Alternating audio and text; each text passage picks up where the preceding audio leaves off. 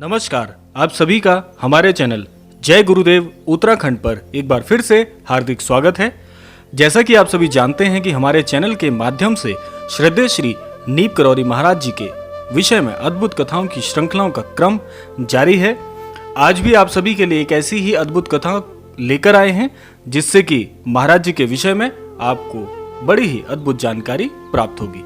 तो आइए बिना देर किए हुए आपको लेकर चलते हैं आज की अद्भुत कथा की ओर। आज की अद्भुत कथा नैनीताल के जो भूमियाधार है उस आश्रम से जुड़ी हुई है, जिसमें महाराज जी और आपको हब्बा जी की विषय में जानकारी मिलेगी। तो यह बात है हनुमानगढ़ी नैनीताल की, जहां पर एक बड़े से विशाल वृक्ष के नीचे महाराज जी विश्राम अवस्था में बैठे हुए थे और वहां उनके पास अनेक भक्तजन उपस्थित थे, जिनमें श्री जगदीश चंद्र पांडे जी और श्री हीरालाल शाह, जिनको हब्बा जी के नाम से भी जाना जाता है, और कई अद्भुत कथाओं में इन्होंने अपनी भूमिका महाराज जी के साथ प्रस्तुत की है। हब्बा जी जो हैं वे महाराज जी के बड़े ही अनन्य भक्त हैं और उच्च कोटि के महाराज जी के अनन्य भक्तों में इनका नाम आज भी दर्ज है। तो हब्बा जी ने चर्चा के दौरान श्री हैड़ा खान बाबा जी के विषय में चर्चा की महाराज जी से। उन्होंने कहा कि महाराज जी, आप जानते हैं कि हैड़ा खान बाबा जी देखते ही देखते गायब हो जाते थे, और कई सारी चर्चाओं में उन्होंने महाराज जी के साथ इस विवरण को साझा किया कि हैड़ा खान बाबा जी जो हैं वह बैठे बैठे अचानक ही अंतर्ध्यान हो जाते थे। तो जैसे ही महाराज जी के सामने उन्होंने ये बात कही तो महाराज जी ने इसी दौरान वहां से महाराज जी उठ खड़े हुए और बोले कि अपना कोट उठा लीजिए, अपना कोट उठा चलते हैं।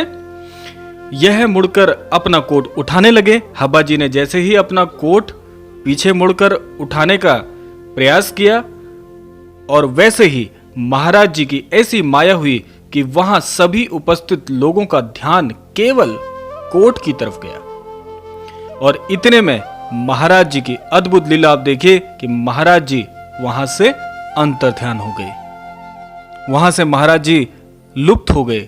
किसी को भी महाराज जी का कोई उपस्थिति स्वरूप नहीं दिख रहा था और महाराज जी इतनी भीड़ में से अचानक से गायब हो गए। तो सभी लोगों ने काफी खोजा पर महाराज जी नहीं मिले, क्योंकि महाराज जी की यह अद्भुत लीला थी। महाराज जी ने अपना यह अद्भुत क्रम उन सभी भक्तों को प्रस्तुत करना था, तो महाराज जी उन्हें कैसे मिलते। तो सभी ने बहुत खोजा पर महाराज जी का कोई पता नहीं चला। काफी देर के बाद जहां पर वो बैठे हुए थे वहां से पर्वत के उच्च कोटि के शिखर पर महाराज जी के उन्हें दर्शन हुए।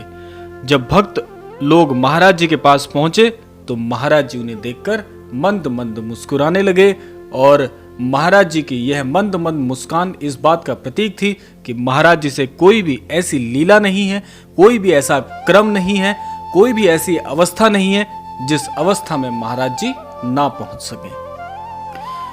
तो आज की यह अद्भुत कथा इसी बात की तरफ इंगित करती है कि महाराज जी के लिए कोई भी चीज दुर्लभ नहीं है। महाराज जी सभी लीलाओं का एक केंद्र हैं। सभी लीलाएं महाराज जी के इस केंद्र के इर्द गिर्द ही घूमती हैं। तो महाराज जी के लिए कोई भी कार्य असंभव नहीं है। महाराज जी सब कुछ करने में सक्षम है।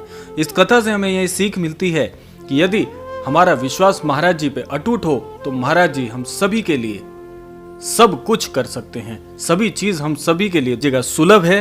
तो आप महाराज जी के प्रति अपनी जो आस्था है उसको यूं ही बनाए रखिए। महाराज जी आपके सभी कार्यों में आपके साथ हैं। बस आपकी भक्ति शुद्ध मन से होकर गुजरनी चाहिए और महाराज जी के प्रति आस्था कम नहीं होनी चाहिए। तो आज की अद्भुत कथा आपको कैसी लगी अवश्य हमें बताइएगा। अद्भुत कथा अभी समापन की ओर आ चुकी है।